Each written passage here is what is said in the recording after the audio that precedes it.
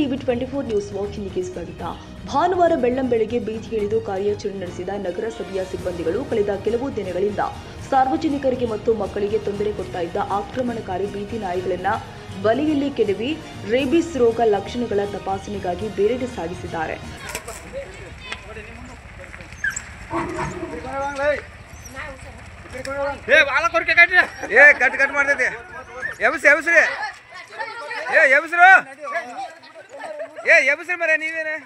ಶುಕ್ರವಾರ scent Michael convent high school ಹತ್ತಿರ ಬೀದಿ ನಾಯಿಗಳು 5 ಮಕ್ಕಳ ಮೇಲೆ ಎರಗಿ ಗಾಯಗೊಳಿಸಿದ್ವು.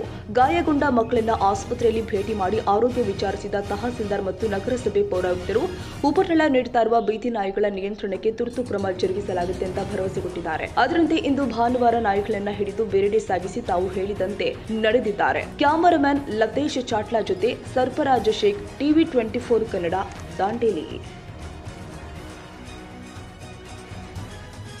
ಕನ್ನಡಿಗರ ಮೆಚ್ಚಿನ ನಿಮ್ಮ ಟಿವಿ 24 ಕನ್ನಡ ನ್ಯೂಸ್ ವಾಹಿನಿ ಇದೀಗ ಟಿವಿಯಲ್ಲಿ ಲಭ್ಯ.